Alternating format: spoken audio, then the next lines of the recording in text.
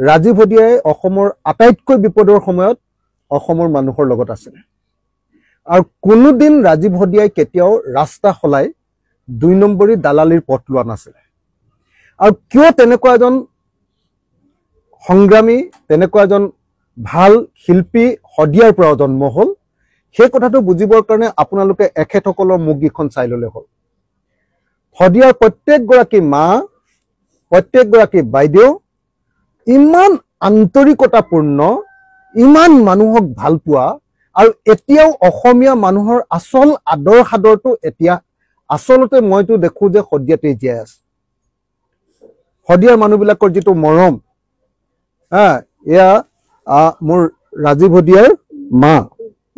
মোৰ মা এই মা আৰু ইয়াত সকলোবিলাক কোনোবা খুৰীয়েক কোনোবা পেহীয়েক কোনোবা নবৌয়েক কোনোবা আমাৰ শাহুৱেক এইবিলাক মানুহ আছে ইয়াত আপুনি হদিয়াৰ প্ৰত্যেকগৰাকী মহিলাৰ লগত কথা পাতিলে বুজি উঠিব যে মানুহবিলাক একদম সাংঘাতিক ধৰণৰ মৰম চেনেহ হয় আপুনি চাওক মই যেতিয়া কথা কৈ আছো মোক হাবতি ধৰি আছে এজনী বাইদেৱে হদিয়াৰ সেই মৰমে আচলতে আমাৰ মাজত গোটেই অসমক ভাল পোৱা ৰাজীৱ হদিয়াক জন্ম দিলে ৰাজীৱ হদিয়াক অসমীয়াই এইকাৰণে পালে অসমক ভাল পোৱা এজন শিল্পী এইকাৰণে পালে যে হদিয়াৰ নিচিনা অত্যন্ত মৰমীয়াল মানুহক ইয়াত মাজত জন্ম হৈছিলে মাজত ডাঙৰ দীঘল হৈছিল আজিও যদি অসমৰ কোনোবা এটা ঠাইত মানে আঠা লগা ভাত বিচাৰিব খোজে তেতিয়াহ'লে পাব অকল হদিয়াতেই পাব আপুনি আঠা লগা ভাত সেই হদিয়াতে এতিয়াও পুৰণি আমাৰ অসমীয়া সমাজখনৰ পুৰা ৰেহ ৰূপটো এতিয়াও জীয়াই আছে আৰু সেই হদিয়াৰ মানুহৰ মাজতে মই আছো আৰু সেই হদিয়াৰ মাজৰ পৰাই জন্ম দিছিলে এজন সুসন্তান অসমৰ এজন খুব ভাল শিল্পী ৰাজীৱ হদিয়া ৰাজীৱৰ নামটো আচলতে কি আছিলে ৰাজীৱ গগৈ ৰাজীৱ গগৈ আপোনালোকে মই সেইকাৰণে কৈছো একদম প্ৰত্যেকগৰাকী মই মাৰ লগত আছো মাৰ আপুনি চেহেৰা মুখখন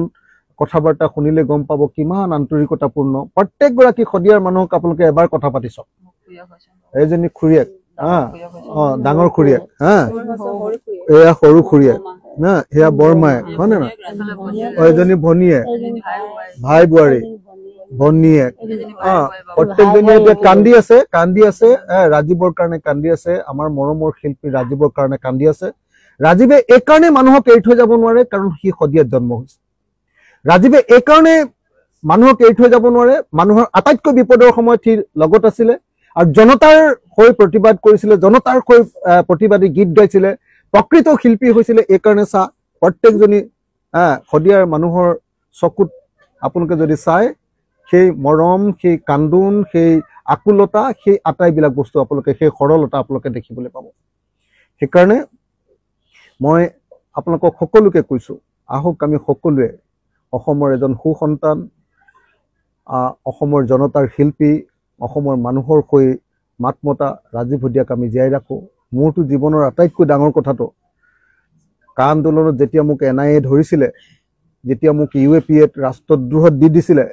তেতিয়া সব মানুহ মোৰ পৰা আঁতৰি দিছিলে বহুত মানুহ মোৰ চিনাকি মানুহবিলাক ডাঙৰ মানুহবিলাক মোৰ পৰা আঁতৰি দিছিলে তেতিয়া মোৰ হৈ গীত গাইছিলে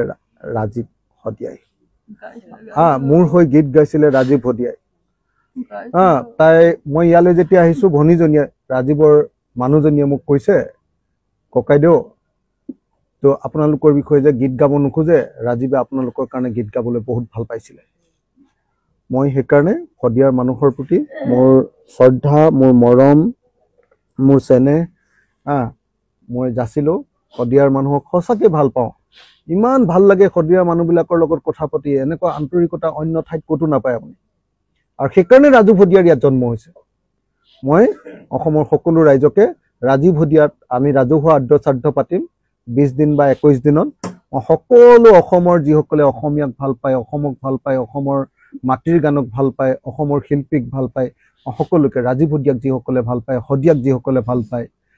হদিয়ানো কি ৰিং এটাৰ বাদ আপোনালোক সকলো আহক হদিয়াত আমি 21 বা 20 বা 21 তাৰিখ 21 দিনৰ ভিতৰত আমি ডাঙৰকে ৰাজহুৱা আদ্যশ্ৰাদ্ধ পাতিম আমি সকলোৱে একেলগতে ৰাজীৱ হদিয়াৰ গুণগান গাম, ৰাজীৱ হদিয়াৰ বিষয়ে কথা পাতিম, ৰাজীৱ হদিয়াক আমি স্মৰণ কৰিম। মই সকলোকে আহিবলৈ